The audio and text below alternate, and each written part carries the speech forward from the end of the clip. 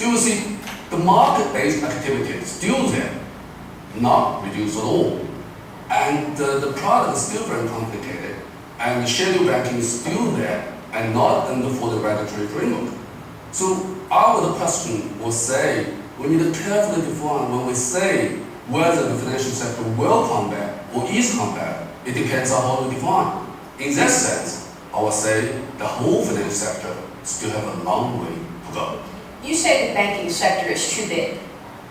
Yeah. A show of hands in the audience, who agrees with that? The banking sector is too big. Panelists, who agrees with Jumin? Andre, you're nodding your head.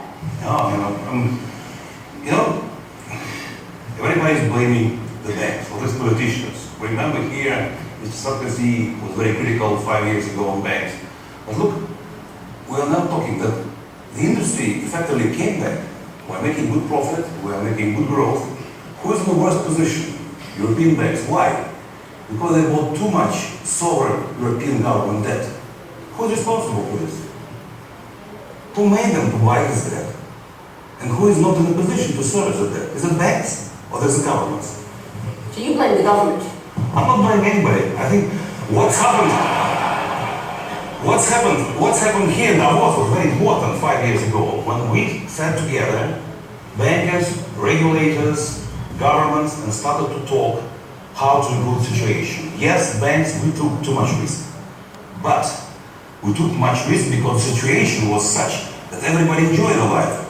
The governments, the regulators, the bankers.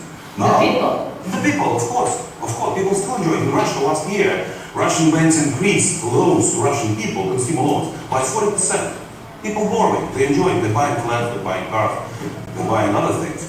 So, yes, we should have better regulation, but better, not necessarily more regulations. I recently spoke to one of the top officials in the Russian central bank. I said, what's your dream about the capital adequacy? He said, 100%. Between 100% and zero, which we want, still a long way for compromise.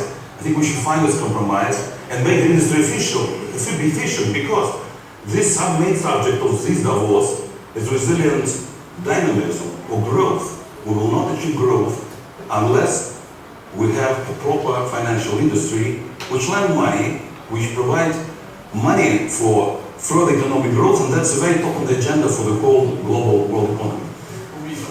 If I may, it reminds me of a text I think we all studied. I can't remember if it was Plato or Socrates, but when we were 17 or 18, the rebellion of the limbs against the stomach, where the limbs say, well, everything we do is for the stomach, tyranny of the stomach is intolerable, so we're going to stop feeding it.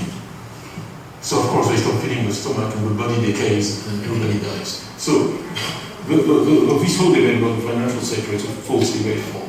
You take a company like Prudential, we're the largest investor in the Indonesian economy, we're the largest holder of equity in the Jakarta Stock Exchange, we hold 30% of the Vietnamese government debt, we do the same thing in every country we are. Where does the financial sector start or stop? Where does the economy start or stop? It's so intricately linked. I think that's what we're all saying here. But we shouldn't throw the baby with the bathwater. Yes, there were issues. Yes, there were excesses. It was very clear around that. They have to be fixed. But we will not get any growth. And the world economy will not get out of the crisis in which it is without a functioning financial sector that can intermediate, finance companies, finance households, so people can go to work thinking that they have insurance on their house, so they can trade. There will be no trade without insurance.